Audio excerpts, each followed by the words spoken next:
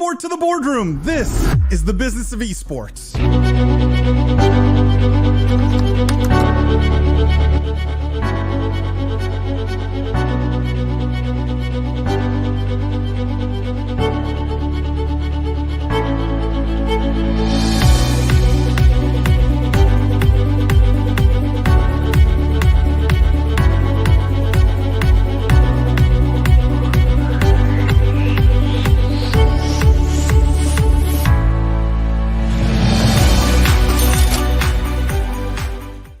The worlds of gaming and esports are evolving every day faster than ever before.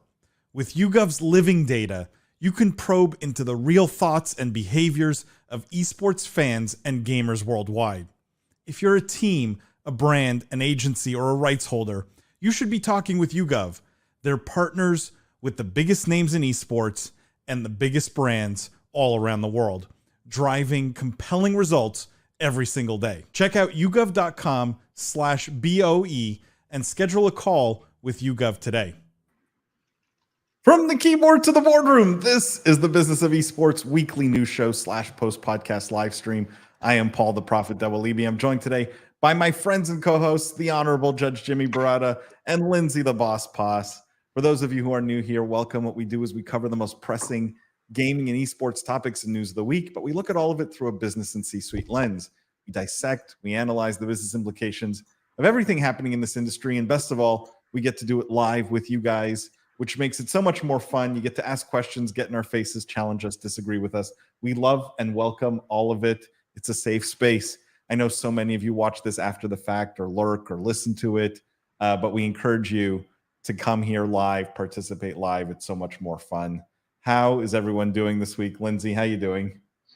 It's been a crazy week. I guess I should share with our listeners nice and early, but I'm getting ACL surgery in about 3 weeks, so I'll have a nice long hiatus, unfortunately, after that. But I will be back with a new knee, which I'm very excited about, and better than ever. It'll be good. I read you definitely need a knee to live stream on a talk show, so I'm glad that you're getting that taken care of. And the shots are already being fired, not just me who woke up and chose violence, but Matt in chat goes, "Phew, no Jeff, gonna be a good show," good in all caps. I think it will be a good show.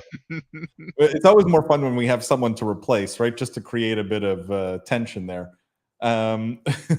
Christian says, "I'm sensing the gaming chair stories will be plenty this week." Yeah, I should have thought about that. I should have taken advantage and just lined up all the gaming chair stories. Johan says, "Hi guys, great to catch the show live again after a few weeks of travel." Johan, welcome back. I'm curious, where did you go? Was it vacation? Was it work? Or was it conferences? It seems like every week these days there's a conference. So I'm guessing it's that. Yeah, it's conference season for sure. I don't know why, Lindsay. I think I asked you this last week. It was like, why all now? Why do they all do them now? It's, you know what I feel like it is nobody wants to plan anything for the beginning of the year because the end of the year is such a slow time. And then people start planning things in like March and realize that they need a lot more time than they have. So it's like, oh, well, 6 months from now, we'll do something. And then it all happens in September, October. And I guess no one wants to do a conference in the summer. They assume people are away. Right. Makes sense. I guess this is why they all end up in October and November. Back to school, back to conferences, you know. This is true. But it does take a toll on your voice. Last week, I'm sorry if anyone noticed, my voice was definitely not its usual. But this week we're back and everyone's healthy, which is good. We have lots of news. Before I get to the news, I just want to tease the podcast this week, guys. We had on the show none other than Martin Kim, who is the Chief Revenue Officer at Genji. So if you remember, we had Arnold Herr from Genji, the CEO. Now we got sort of the revenue, biz dev, partnerships perspective at Genji, which I thought was really cool. And Martin just had so many great insights. Like if you're in biz dev, if you're, in sales, if you're in marketing, this is an absolute one not to miss because the guy had so many interesting insights, so many interesting thoughts, interesting sort of outlook for Genji's future also that I think there are takeaways. So definitely don't miss that. That's going to be coming out this week. Jimmy, you wanted to add something? Yeah, I just wanted to say, it's hard, I think, to really. I mean, we try our best, and when you go to conferences too, like you guys were mentioning, we always try our best to get into these difficult to dissect topics with a limited amount of time. And what I love too about Martin's episode and our relationship with Gen G and having former guests on is it was continuing to pick at those questions, right? And getting, not that the earlier insights weren't deep or whatnot, but it was just, it was more, right? It was more. We continue to dive down these topics. So I really, just shout out to Martin, Gen G over there. Loved having him on the show, and yeah, I loved continuing to talk about these topics that are constantly evolving and that are loaded questions that 1, 2, 5 episodes still wouldn't be enough. So can't wait to have more of them on, and yeah, I think the guests are really gonna, or our audience, I think, is really gonna like the show. Yeah, I think the Gen G guys are some of the smartest esports org people in the space. Frankly, I just think they're a step ahead, and They in have terms of such how they're cool thinking about this. activations, and Yeah. collaborating with a developer to release a game, I thought was really unique, and the way they did it was really smart. Just before we get into the stories, Paul, one of my first job applications was for Gen G or with Gen G in about 2018, and I must have met with other members of their C-suite and other directors and whatnot over there over I think 5 in-person interviews, 4 or 5, and at the end of it, they gave me the nicest rejection letter I have but it was like so thoughtful, like they really cared about me, and I've obviously had a great relationship with them ever since. But yeah, I just have nothing but respect for those guys as well. That's a funny story. Johan says all work and all over. It's the end year circuit and the time when we start prepping new projects for 2023, which is the dilemma. Yeah, Johan, I feel your pain. I feel your pain. All right, guys, let's get to some news. We've got a lot of news. I would say like a few really big stories this week that I think are interesting, and it involves big names, right? We're talking about Microsoft, Sony, Netflix. Like these are all the stories this week are really, really big players, tech players, entertainment players in the news this week. So let's kick it off with, I'm going to share my screen here. Kick it off with Sony in the news, and Sony as it relates to Game Pass specifically and Call of Duty. And the headline here is Sony imposes restrictions on Call of Duty's ability to be in Game Pass, Xbox claims. And the subheadline says, for a number of years, quote unquote. Basically, what the story's talking about here is that Sony had a marketing deal with Microsoft before the Microsoft Activision Blizzard deal happened. So there was an agreement, a marketing agreement in place between Sony and Activision Blizzard, where Sony could market the game. Now, this deal between those two companies restricted Activision's Call of Duty from appearing in Xbox Game Pass. So the deal baked into this deal was they could not have Call of Duty in Game Pass for a number of years. Is all the information we have. And I'm curious now that this information's out and it's come out as part of sort of the investigation, to see if this deal is actually going to go through between Microsoft and Activision Blizzard. It's part of the diligence that the EU is doing around it, or the UK specifically here. Is anyone surprised that Sony was baking, hey, you can't put this game on Xbox Game Pass into their deals if they were going to spend marketing dollars on games? Was this a surprise to anyone? And how many years do we think is for a number of years? I thought I read somewhere else that it was through 2024, but I could be mistaken. But I just have a hard time thinking that vague for a number of years is longer than 2 years, just because this is a tech industry at its heart, and 2 years is already a very long term. And I try and keep any deals that I'm a part of under that time frame as well. And I think others in this industry are like-minded in that sense, right? Like 5 years in tech is an eternity. No one would sign a deal that limited any discussion or ability for 5. I think two more years at least is reasonable. To me, Paul, this is like revisiting the Epic Apple lawsuit, where we're getting all these juicy tidbits that keep falling our way and deeper insight into what the mega players in this space are doing, what they're bargaining for, what's important to them. Makes perfect sense that Sony would view Game Pass as a threat and would want to keep Call of Duty off of their greatest competitors passion project, and I think not even a passion project, it's like Xbox is going all out on Game Pass, right? We've known this for years. The CEO tied his his upside against the Game Pass's success. And so when you see Sony specifically baking into their deal a restriction of that sort, to me, the cooler part about it, honestly, is that Microsoft's the one that disclosed this, right, to the courts, because Microsoft wants to show that it's not a monopoly. You saw other comments from, I think it was Phil Spencer last week, right, where, hey, Sony's a big boy. They have every ability to keep up and adapt, and they're in fact dominating the space more than we are. This is basically Microsoft kind of saying, hey, Sony, you're the big dog in the room. I don't know why you're trying to tell the court that you're not, right? So it's But kind of interesting.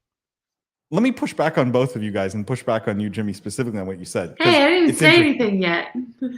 I know, but I want to put this to you, Lindsay, which is at some point, right, Microsoft would have done the math here. Because keep in mind, this deal was in place between Sony and Activision Blizzard, right? Microsoft was not party to the deal until they acquired Activision Blizzard. Now, at some point, someone at Microsoft must have looked at this and said, okay, I would think, how much more money could we make if we put Call of Duty on Game Pass, right? And decided that that number was not sufficiently large to throw this deal out, because Microsoft could, right? They could not honor the deal. If, for example, let me exaggerate to make the point.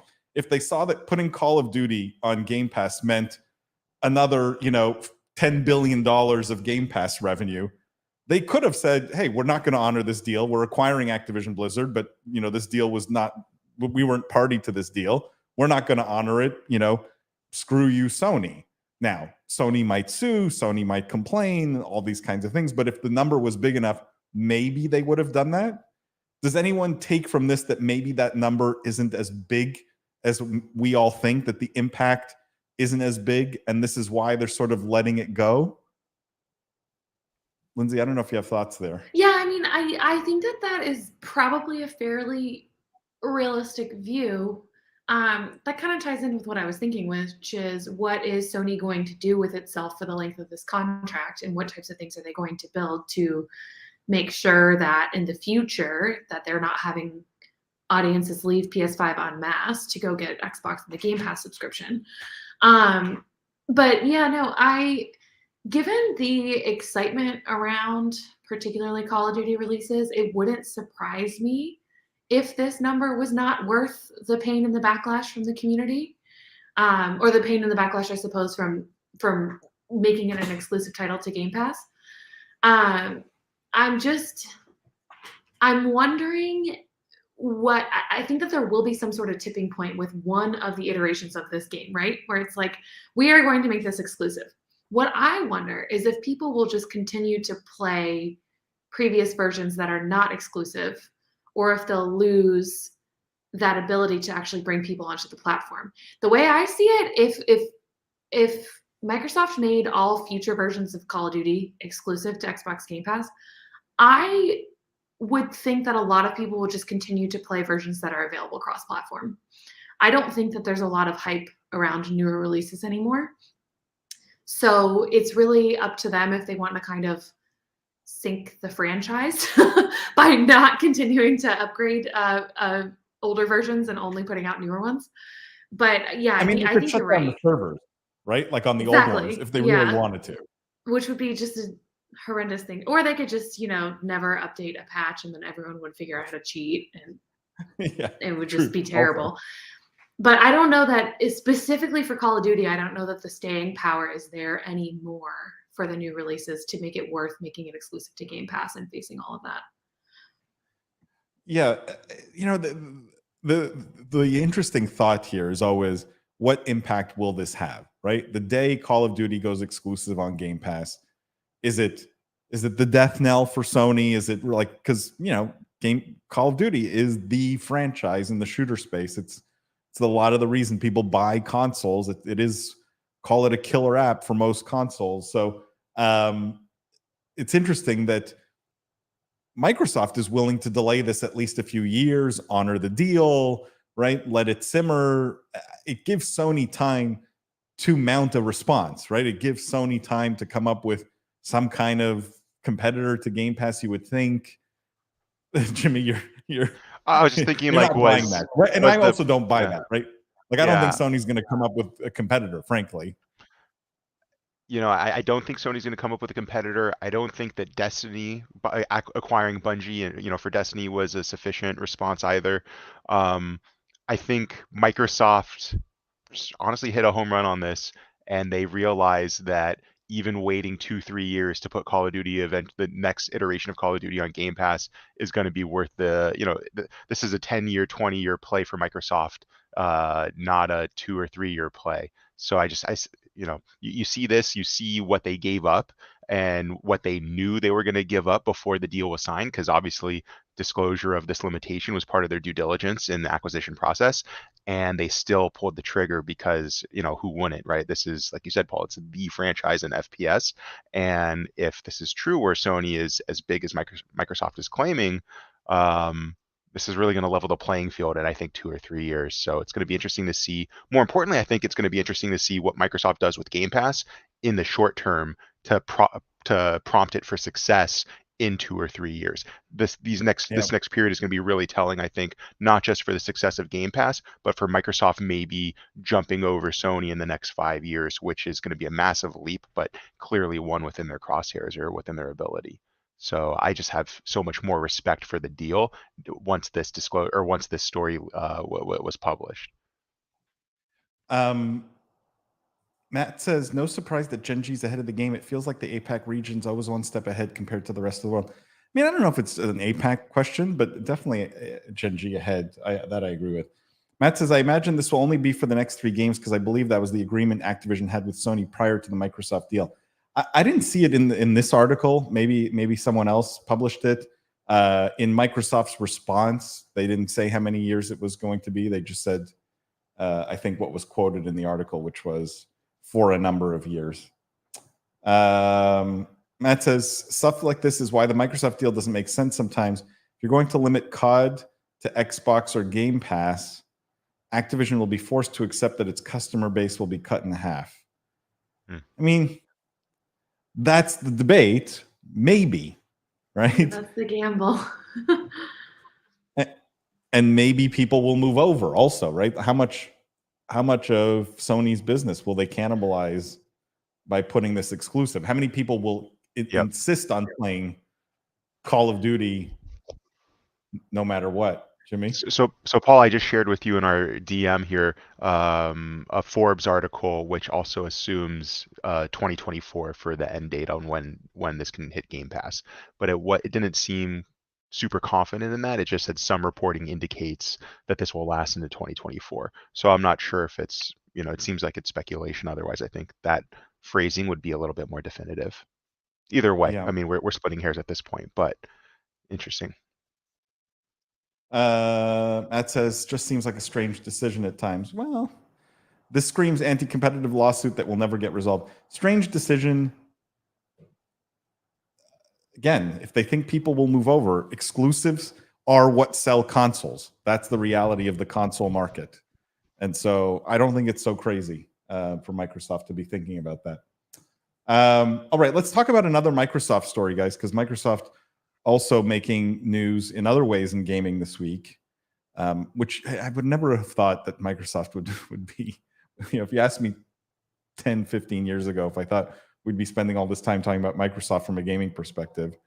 But the headline here, Microsoft reportedly building Xbox mobile gaming store to rival Apple and Google. So this is also came out of the investigation, also came out of this, UK Competition and Markets Authority investigation. And what they're saying is, and this is a quote, it says, building on Activision Blizzard's existing community of gamers, Xbox will seek to scale the Xbox store to mobile, attracting gamers to a new Xbox mobile platform. It even specifically mentions Google and Apple as the biggest competition. Shifting, again, another quote here, shifting consumers away from the Google Play and App Store on mobile devices will, however, require a major shift in consumer behavior. Microsoft hopes that by offering well-known and popular content, gamers will be more inclined to try something new. So their own mobile game store on mobile, obviously, And it sounds like, and this was, I think, briefly mentioned in the article, Activision Blizzard has King, which means Microsoft will own King. Huge amount of mobile gamers there. Does anyone think Microsoft stands a chance at, mobile gaming platform, and in some ways fulfilling what Epic has been trying to do on the desktop, at least? Do we think Microsoft can do it with what they've got in their portfolio? I'm happy to go first, but I took the last one, Lindsay, so yeah, I would no love worries. to defer to you. So we all know that I am probably not the one to guess who's going to survive and who's not, because that's not really my lane. But I will say this about what makes me excited about this. The mobile gaming experience, particularly finding games right now, absolutely sucks. Apple and Google have done very little, if not nothing, with that. So there's plenty of room to add a competitor. I don't necessarily think that Microsoft will be a smashing success and that people will download this app to find games rather than going to the App Store or the Play Store. But what I do think it'll do is force both of those places to innovate and hopefully make a much better user experience. So in that way, it's definitely, this is a huge win for consumers. And I think that you can relate that back to Epic too, given that Epic's main way of onboarding people onto the platform is giving away free games, which is also a huge win for consumers. So there's something to be said about large tech companies subsidizing my current lifestyle, and that counts for a lot of them. And this is just another example of that, and I love it. But Lindsay, do you think if they made, for example, Call of Duty Mobile exclusive to their new mobile game store, is that a bigger draw than exclusivity in the console space? Like, do you think the power of exclusives is greater, lesser, or equal to the power of exclusives in the console space? I think it's way less. There's so many more games that are free and available to play in the mobile space that I would be hard pressed to think that it would make any type of impact to make mobile exclusives available in that way. I mean, right away you can think Honor, Kings, and PUBG are right there as competitors. Sure. Like it's just not, it's not nearly as powerful to have exclusives.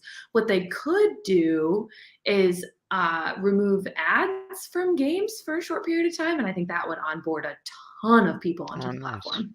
Yeah. No, I totally agree. I think exclusives on consoles provide a greater incentive to use that console. And Paul, I would love your insight on the Google Play Store in particular, because I know you play with your Android quite a bit and have both. I don't think I've had an Android for a couple of years now. I used to flip-flop back and forth. I don't play any games on it. That's true. You don't play games. But as far as like the store, the layout, things of that nature, because for me, what this tells me is, or what I see into this is, now you have an authority in the gaming space that's coming out with a mobile gaming platform where I can go to see what I want to play. It's a lot harder, like Lindsay said, I think, at least on the Apple Game Store.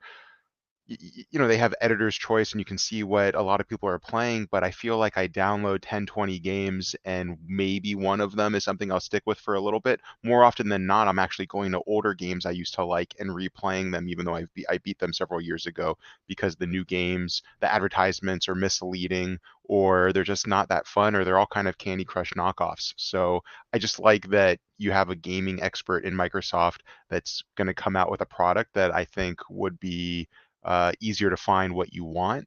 Also, if it already integrates with your existing Xbox account, then it knows my history, right? And it can better use that to also sell me on what I should be playing. I also think Microsoft just looked at Netflix gaming success and said, hey, this is a company that doesn't specialize in that, and they're having decent success. We had talked about, I can't remember if it was like 30 million downloads and something like 1 to 2 million daily active users on Netflix gaming. Don't quote me on those numbers. But Microsoft looked at that and said, this is our wheelhouse and we could outperform that, right? So good for them, I think, also for thinking outside the box and trying to stay competitive and finding more lanes. And like you said, Paul, with acquisition of Activision Blizzard King, got to put that King property in vertical to work somehow. I mean, Jimmy, do you think that they follow the Xbox Game Pass model, which on mobile is really more of the Apple Arcade model, right? In some ways, Apple Arcade is if they do take sort of the Xbox Game Pass approach on mobile, they're mostly in competition with Apple Arcade more than anything else. I would But that see hasn't them. like set the Oh, world sorry. on fire either, right? Like No, I it don't know. hasn't. Is that the right approach? I mean, Apple is also not the gaming expert, right? Apple is just kind of the App Store monopoly.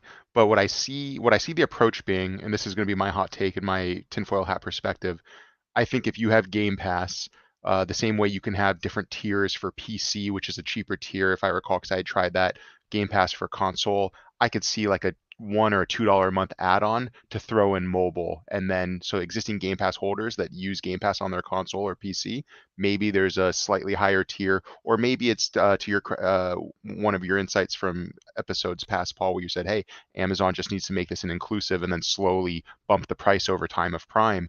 I can see Xbox Mobile Game Pass being an add-on or a free inclusion with then a slightly higher monthly price. So I think that's how they would probably integrate it. I don't think it would be a separate product. I mean, that would be interesting, right? Because you'd have 15 million or however many Game Pass subscribers there are right now, like literally 15 million users overnight, which is Right. not insignificant. That would be interesting.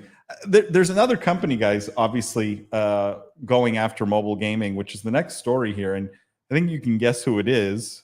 It's Netflix, but the headline here, I thought it was a typo. I honestly thought it was a typo. I didn't believe it when I saw it. It says Netflix opening 5th studio and seriously exploring cloud gaming. I don't know when they got to 5 studios, to be honest. I feel like just a couple weeks ago we talked about the first studio. Streamers Gaming VP Mike Verdu says the company has 55 titles in the works. So it says 50% will be based on its own IP. So that's what, 27 and a half titles. Streaming firm is seriously exploring a cloud gaming offering, but not as a console replacement. I'm not sure what that means. And they're opening their 5th internal studio led by a former Overwatch executive producer. So 5th new studio, it's an internal studio. So they're not, they didn't go out and buy anything, I guess, other than the people. But this follows their launch of a development studio in Finland last month. They acquired Oxenfree developer Night School Studio, Finnish mobile studio Next Games, and Dungeon Boss creator Boss Fight Entertainment. So this is the 5th studio that they're launching. And 55 games in the works. I'm curious your reaction to this, guys. Jimmy, I don't know if you're, and Lindsay, you probably play more mobile games than any of us. What do you think of the strategy? We saw Netflix sort of put their toe, dip their toe in the water, and we said it's a cautious approach. 55 games in the works no longer seems cautious, right? It's like Right. full bore. We're going to be a gaming powerhouse. I don't know. Well, and the numbers that we got from Netflix Gaming as far as daily active and monthly actives that we had discussed on the show less than 2 or 3 months ago, that would go to support this move, right? Because if those numbers, we were like, what do you make of this? This is a small number. Is this a success for them? We kind of were all split on what those numbers meant because there wasn't a lot of context as far as what are we measuring this against. And clearly, this announcement, 5 studios, like you said, Paul, 55 titles, over half of them being original IP. That's not the kind of announcement, or I mean, this was obviously in the works before those numbers were released, but this is also the kind of announcement and the kind of scale that could have been diverted, shrunk, changed in some capacity had those numbers on their early users been not what they expected, right? So I think Netflix is taking their gaming vertical and those early numbers as a big success. And I think this is doubling down. I love how this basically said that it wasn't going to compete with, as far as cloud gaming, with consoles, that it's not a console replacement, because when I first read the headline, I kind of laughed. I go, all right, good luck with that cloud gaming attempt. But if you're really more looking at this like competing a la Apple Arcade, right? I don't know if you guys ever used to play like Crossy Road or games like that on your Apple TVs when you had friends and you could pass around the remote. Then it makes a little bit more sense where these games like the chess game or something that's less intense, that requires less hardware and is just more of a playable fun experience for a family and a passive gamer, makes more sense that you can offer that as a cloud-based product. So I don't know. I don't want to dominate the conversation if you guys had insight here. Lindsay, do you have thoughts? Because I have strong feelings on this. I just can't wait for Paul to crap all over this, and it's going to be so sad for me. I am. I know you are. I don't care. So I disagree already with you, Paul. Netflix is losing subscribers. Netflix has a track record of rarely trying things that fail for long periods of time and putting their time and money behind it. It seems like they only have ever sort of done smaller things to innovate, besides the original idea, which is obviously very innovative. So why not? Like, I don't see, I mean, the reality is the streaming market is so hyper competitive. There has to be something to differentiate them. They haven't taken a big leap. I love the audacity of looking at Google Stadia and being like, now that it's failed, we want to do that too, because we know we can do it better. That's incredible to me. I think that this is a win. That's amazing. That's amazing. Like G4 looking at Venn and going, we can do this too.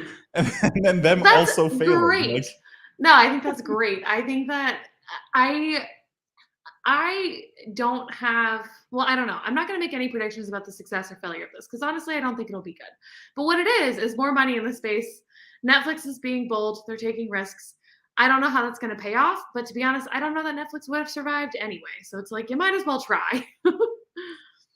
Yeah, look, I think the bright side of this, I'm going to be generous here. The bright side of this is all the developers who left Activision Blizzard, specifically Blizzard, will have a home here. Well, that's good, right? Because we all know Activision Blizzard doesn't make games anymore, so all the developers are going somewhere else. So that's like a good thing. I think that's good for the industry.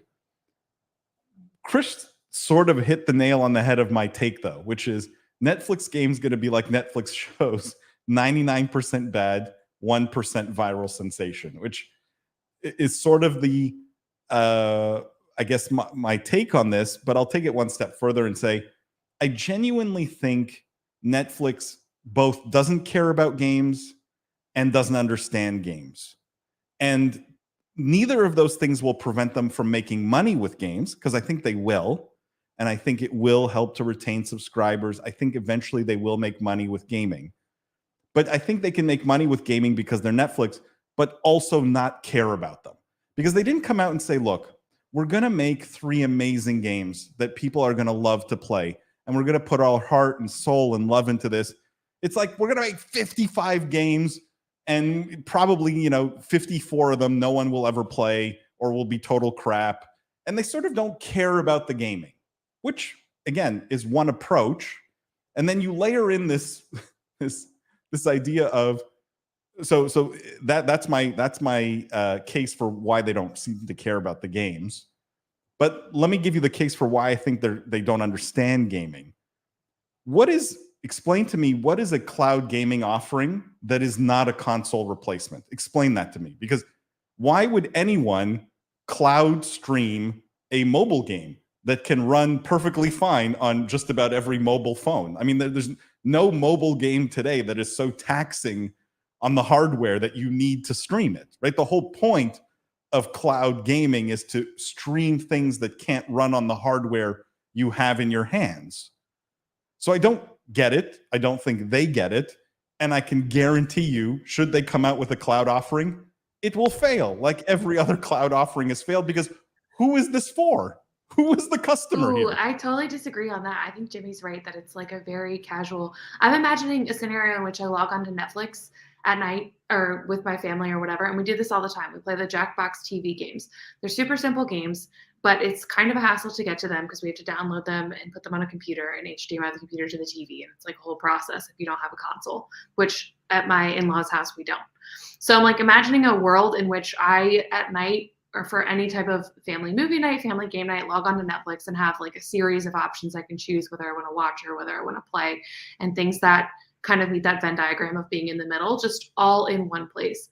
And I think that the reason why Netflix used to be the all in one place for all types of streaming content, right? Like all movies and TVs before other streaming services started opening. So I think this is kind of a take on being the all in one place for like family entertainment in a new way. That's how I would see it. I truly believe the accountants at Netflix have locked into this as a retention mechanism. And they sort of don't care what shape or form it takes. They don't care how misguided it is. They don't care if the games are good or bad. They don't know if the games are good or bad. They don't know what to do in gaming. It's not, I truly believe this is being driven by accounting that says we're losing 3% more, like we can retain 3% more of our users if we give them a gaming offering. And that translates to X more dollars in revenue. And good for Netflix. But I don't think this changes the world of gaming, unfortunately, which I think Netflix had the ability to do. I'm sort of with Chris on this, that 99% of this is going to be terrible. And maybe that's the play. I don't know. Maybe they're seeing a future that I'm not. Matt says Netflix can make as many games as it wants. I can't name a single person that has played one of its games. Has any of you, all of us have Netflix subscriptions. Have you guys played any game on Netflix? That's so funny. No. I've played like Bandersnatch, like I've done their like interactive content stuff, but I haven't played games. Matt says one major AAA console PC game based on Netflix IP would sell so much better than any of these free mobile games. Well, half of the games are supposed to be based on Netflix IP, right? So this is what I mean by retention. I really think it's just tie-ins with the shows to keep people talking about Squid Game, Stranger Things, Black Mirror, all of these a little bit longer.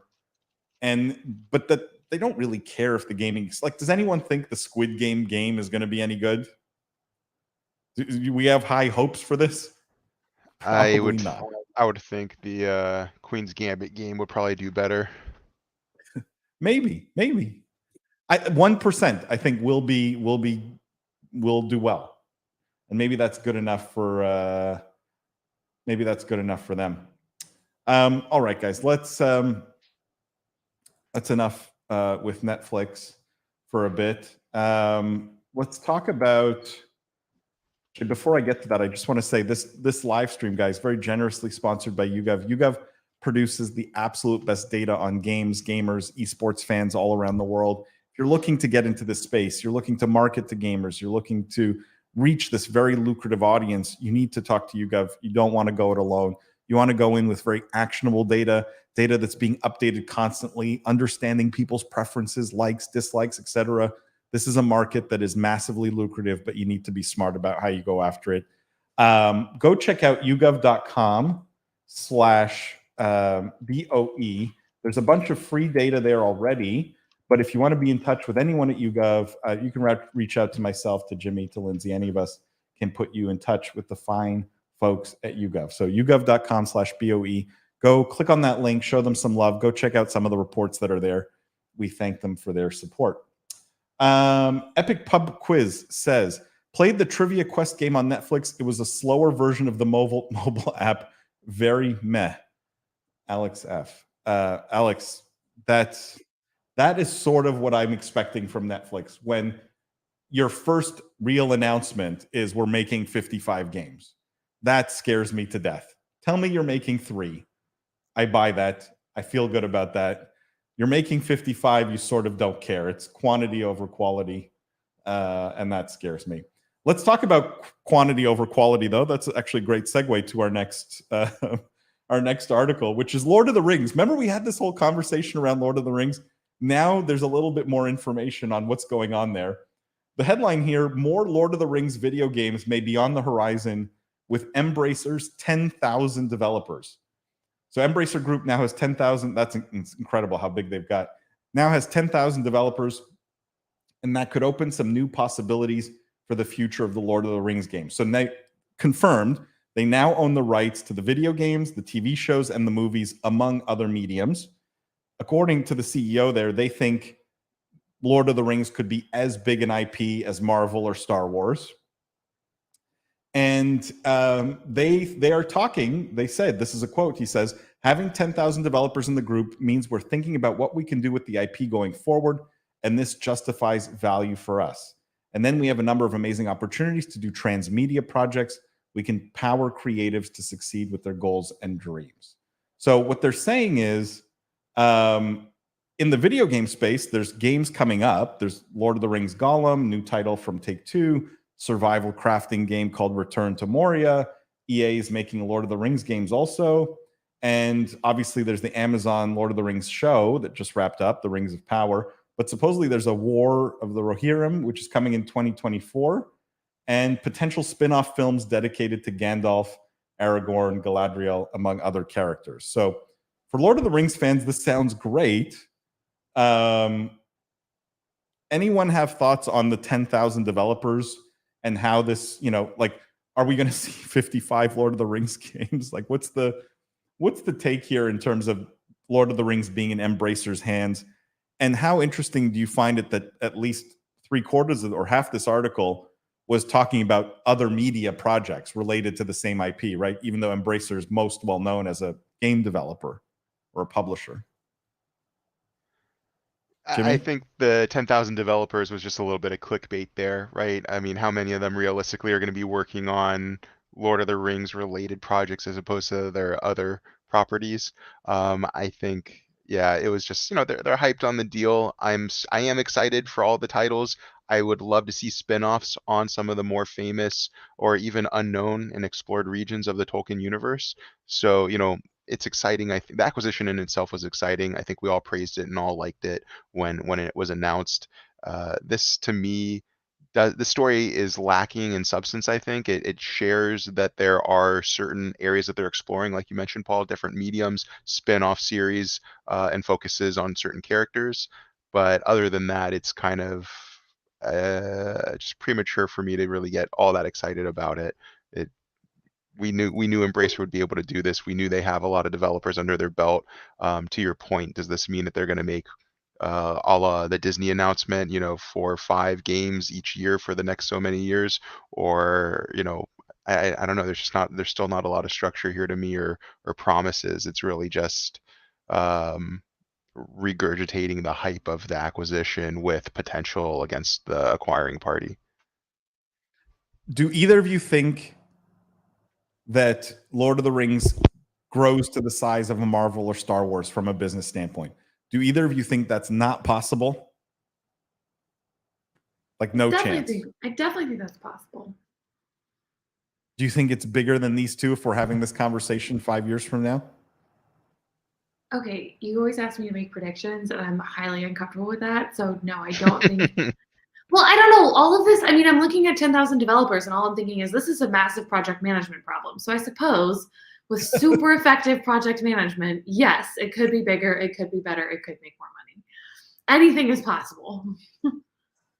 No, it's always interesting, right? To see I'm always curious if the source material of the IP is in some way correlated to how big the business gets from a media perspective, right? Whether it's gaming, music, movies, TV, whatever. Because the amount of source material here is way bigger than what you'd have with a Marvel.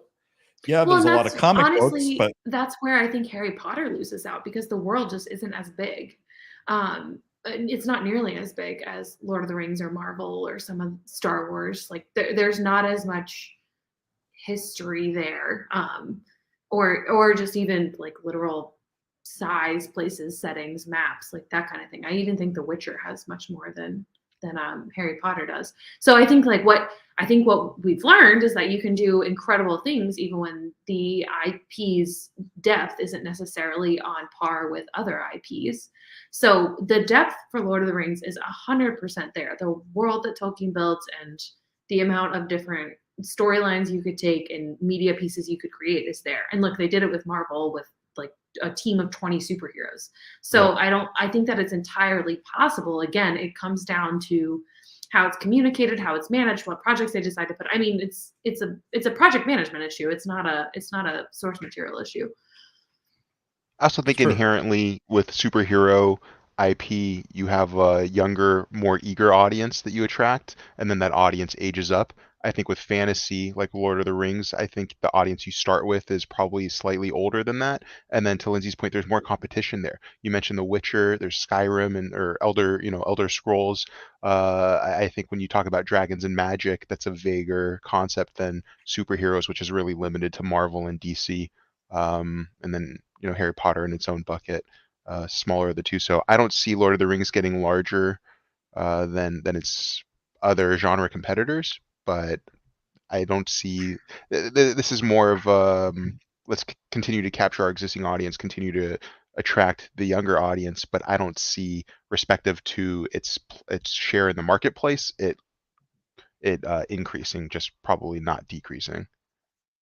With 10,000 developers and Lord of the Rings IP, I would be making the World of Warcraft killer, is what I would be doing.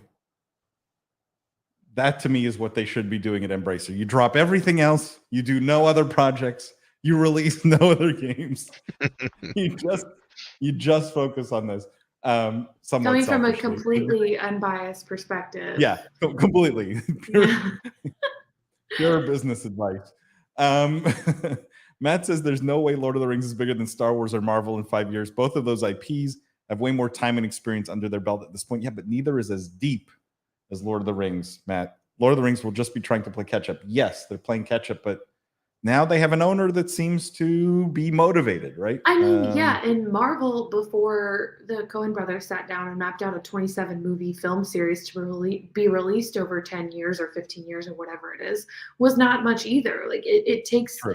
It's going to take a strong lead and someone with a good vision to make that happen, but it's entirely possible given the IP. So it's a great point. Really good point. Let's talk about something game related, but game partnership here, guys. And it's this one I'm not sure about. I wanted to love this, but I'm not sure. And the headline here is Burberry teams up with Minecraft for video game experience. It marks the brand's first ever video game partnership. So they're what's happening here is Burberry's teaming up with Minecraft. They're creating something called Burberry Freedom to Go Beyond. It's a physical capsule collection alongside a range of virtual extensions and experiences, allowing consumers to immerse themselves both physically and digitally in a Burberry X Minecraft universe. First of all, what I love about this is there was no mention of metaverse in this article, even though this is better than any metaverse activation I've seen just because it's Minecraft and it actually has an audience. So you can buy stuff from the physical capsule collection and you can access the virtual game in the Minecraft marketplace starting October 31st. There's some images here. If you're listening to this after the fact, it's like hot air balloons in Minecraft, but with the Burberry pattern on them, the famous Burberry pattern on them. Looks cool guys, if you're listening, guys. Yeah, sorry, Paul. It looked for our listeners. No. You definitely check this out if you're not watching. Yeah. The question I have for you guys is always the sort of the accepted the accepted thing among people in the industry is Minecraft and Roblox trends younger, right? Has a younger audience. Is this audience too young for something like Burberry? Like, is Burberry smart to be going after 13-year-olds, or is this just not the right fit? Or do you just not buy the 13-year-olds, do you not buy the assumptions? Lindsay? I mean, I don't feel like this is the right fit. And I don't know. This is tough because it's like, I don't think it's a bad idea ever to do activations with video games and try to cater to a different audience that you might have otherwise not catered to. So I want to start off by saying it's not like I'm giving this, 0 marks for execution, but it's just the issue I have with this is that I immediately compare it to the Balenciaga and Fortnite collaboration, which I think was wildly successful given that so many people shared it on social media and everything sold out immediately.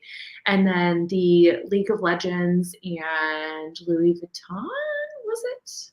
Yep. Yeah, League of Legends and Louis Vuitton, which I think was very smart because it's obviously a huge Asian audience that loves luxury brands, also sold out immediately. When I think about luxury brands, I just really don't think about Minecraft. I even think about Roblox more. Like Minecraft is probably would have been the least kind of priority one for me. That being said, it does look cool, so there's that. But I don't know that Minecraft's audience is going to be super into this, and that's without any consumer research insights and data. So I would love like some YouGov piece or something on how different brands cater to different luxury markets. So I'm not a true believer in this. Hopefully they didn't pay a lot of money and just kind of did it for fun, I guess. But I don't feel like this is growing Burberry's customer base. Lindsay, can we agree that this was way better to do in Minecraft than in Sandbox or Decentraland? Ooh, that's harder for me because I feel like the folks in Sandbox and Decentraland, like, I feel like there's more money there. I feel like they have more purchasing power. The audience is so much smaller, right? We're talking about it is order of magnitude smaller. 100%. At least. But it would depend, I guess, on the cost trade-off, because if you could do it for a lot less, I would feel like the purchasing power there would be better. But to your point, and like you mentioned earlier, I haven't seen a lot of very good collaborations in either of those places yet. So I feel like looks-wise, this is at least a success, and hopefully it gets some chatter going. But I probably think it's on par in terms of actual monetary return with Sandbox and Decentraland. So I kind of feel very, very different. I feel very differently towards this, and strongly, I think, against some of those points. One, I think you guys are missing the audience the here. Most polite way of saying you disagree, but yes. the audience here, to the first point, I guess. Great that this is in Minecraft and not in Sandbox or Decentraland. Yes, the audience is younger, and Lindsay thinks that that's maybe a misalignment there. I think that the connection is these are the same kids that are spending hundreds of dollars a month on their parents' credit cards, asking their parents every day, every week, instead of an allowance, for a Minecraft gift card. And now the parents are connecting Minecraft with Burberry. So you have this another point of connection, right, between the parents and the 13-year-olds or younger that are playing the game. The first thing I did when I saw this story, I shot it to my mom. And I'm 35 years old, but I wanted to continue, and I shot it to my sisters because I'm like, hey guys, here is a luxury brand. The same I did with the Louis Vuitton story, the same I did with the Tiffany's trophy, the same I did with any time of luxury. I think even at TwitchCon there was a Prada cologne in my gift bag. You remember, Paul, I sent you a photo of that. I said, this is crazy. So anytime there's a luxury activation in gaming in general, it's something that I share with people that would appreciate that luxury collab that are not from the gaming universe. And so here, I also think you guys are underestimating the stronghold. I mean, you did mention the Balenciaga collab, which was successful, and Gucci too, which is very appealing to younger brands. And we've talked about those two brands in particular with regard to, I think, Stream Hatchet data or YouGov data, one of our two sponsors that they provided us, and we were able to see how strong young audiences in gaming feel towards those two luxury brands in particular. So one, you have Burberry that's trying to compete with that. Two, you have guys like teams like FaZe Clan and guys like Ninja that are wearing these luxury clothing on their streams and are influencing a younger generation to value overpriced t-shirts and jewelry and things of that nature. Three, you have Burberry that's already dipped a toe in the water with that NFT mobile game last year that I think Lindsay and I both played at around the same time as the Louis Vuitton mobile NFT game, which was really fun. And then again, you see like different collabs, Louis Vuitton doing the trophy case for League of Legends, and Tiffany's designing trophies, and Balenciaga doing the Fortnite in-game skins. And this to me is the coolest one out of all of those, because the Minecraft audience is so much larger. Like you said, Paul, it's actually a true metaverse, and the connection between these kids that are really young and impressionable, their parents that are buying them things, you're just the parents aren't just throwing money at a video game anymore. I just think there's a strong connection between that relationship of the kids asking their parents for money, parents wondering what the money's being spent on, and Burberry being that common factor connecting the two.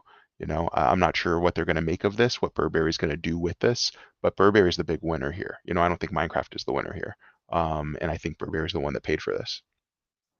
I think for sure they paid for it. Matt says, how many Minecraft players will start buying Burberry products after this? Probably very few. I don't know. I like this because I think for two reasons I like it. One, I wish more luxury brands saw games as metaverses, right? Everyone's trying to do metaverse, but the best metaverses are games.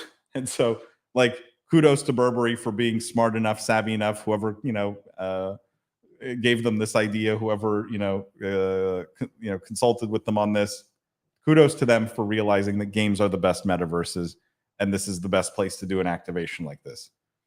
But I think there's this subtle brainwashing, right, that happens over time, over years. And you may go, well, the 13-year-old can't afford a $3,000 Burberry trench coat, but, they could buy other things, smaller things, perfume, sunglasses, scarf.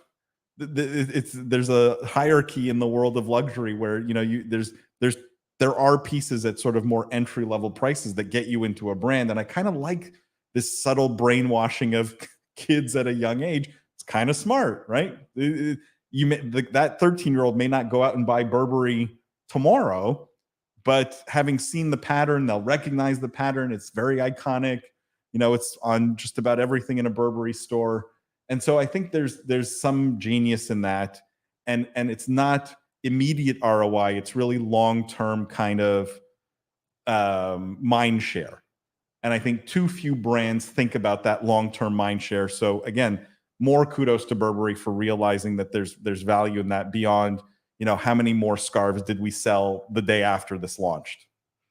So for that reason, it's kind of hard for me to knock it, right? Like, I wish more brands were doing this, frankly, in Minecraft and Roblox, in games and Fortnite, instead of in a Decentraland or a sandbox.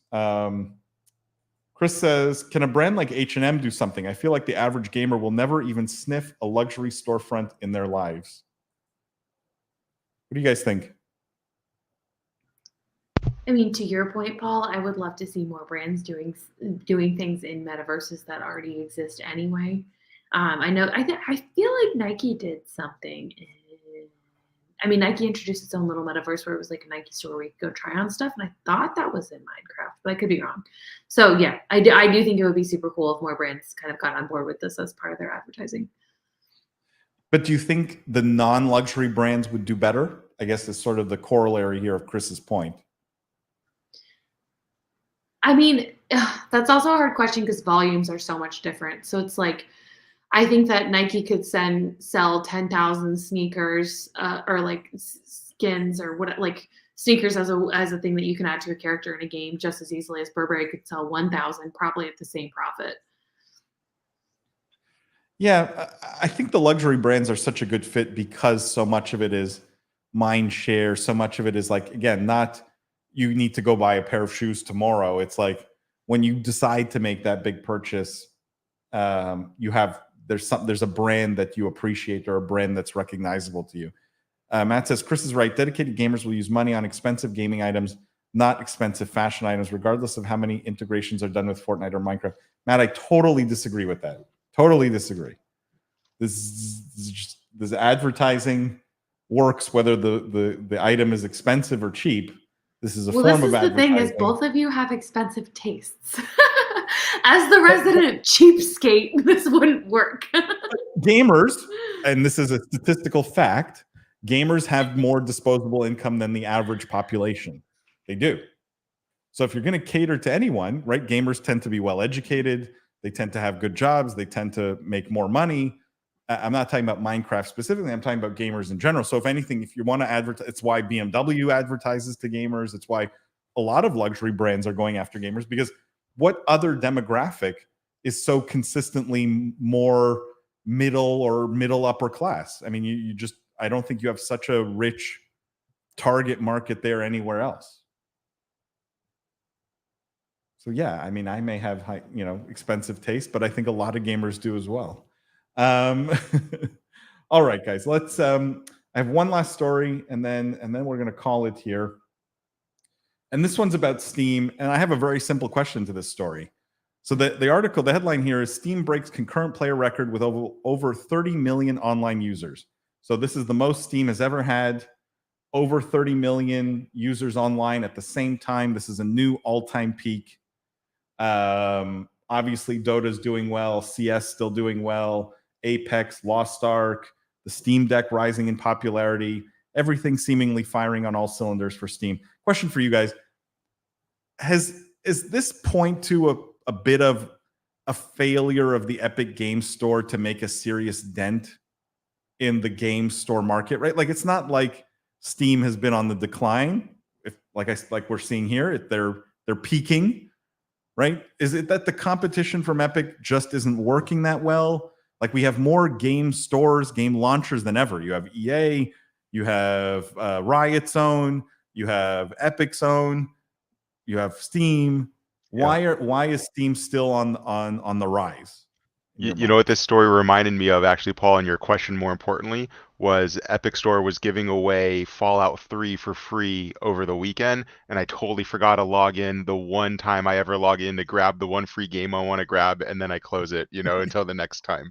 So I don't Yep. know what it is that Epic's continuing to fail or to miss, but uh, this absolutely points to Epic's failure. And more than anything, I think this points to Steam breaking this record by this point next year. I would expect this to be closer to 35 million. That's going to be my hot take there. I think Steam is on a roll. I don't know who can touch them. I think there are a lot of competitors in the works, and everyone has their own store. Whenever I can launch anything through Steam, I prefer to do it. I think the user reviews are super helpful. I love, getting shown new game releases and all the trailers that they put in the store. It speaks to what the gamer wants, I think. Also, the friends list. I make fun of some of my buddies because I will screenshot, it tells you when they go online and if you want to join them or send them a message, and I'll screenshot like, what are you doing playing this game at 12:30 on a Wednesday? Work must be hard. But to the core of your question, how can Steam continue to break these records with such impressive numbers and that not equate to their competitors kind of at the same time failing, right? And unless you're saying the entire gaming industry is growing as a whole and everyone's benefiting and That eating is. more, but I mean, let's try. I mean, I would love to compare Epic's numbers here, and if you compare it from the same point last year, I doubt it's as impressive. I doubt it's grown 8%. Lindsay, any Just thoughts on this? No, I mean, the one thing that I think is a little bit funny about this is everyone's been complaining about game releases and like needing new games, and yet still breaking records for the games that are being played. So, Paul, it's Dota kind and of CS. yeah, I know.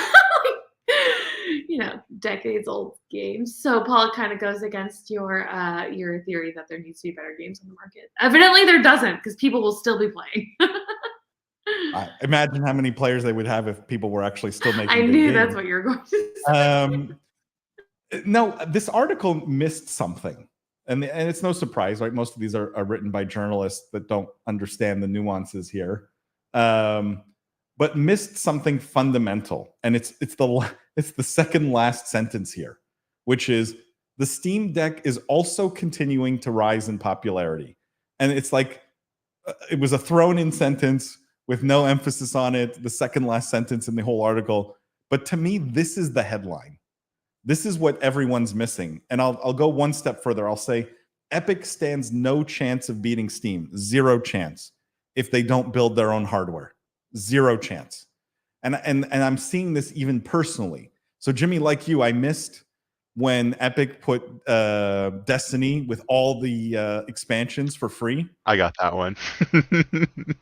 And look, I play almost no games these days. I have no time for it. But I was like, I think I had the base Destiny on Steam, but I hadn't bought any of the expansions, right? Destiny 2.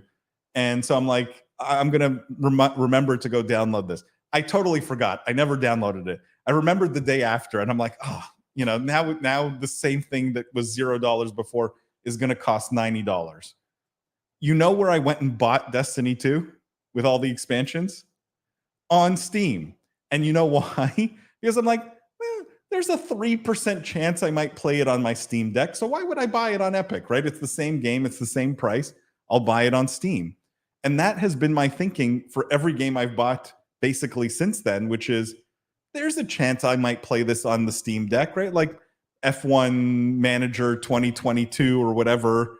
There's like, yeah, this might be fun to play on the couch on the Steam Deck, right? So even if I don't ever end up playing it there, this psychology of I may want to use it with my dedicated piece of Steam hardware is super powerful, incredibly powerful. It works on me. I think it works on everybody.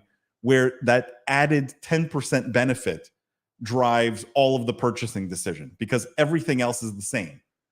Right now, you could argue Steam, and Super made this argument here. He says Steam's UI is better than Epic's, very easy to connect with friends. Yes, no question. Epic's UI is not that good, and actually the piece of the launcher itself is very slow, very laggy, I find. But all else being equal, the price, the game, everything else, having that dedicated piece of mobile hardware where you could end up playing the game should you choose one day, I think is the difference maker. And Epic will lose badly if they don't realize that and have something to counter it very, very soon, because they're going to lose this game absolutely, completely, and thoroughly. And then that's unfortunate.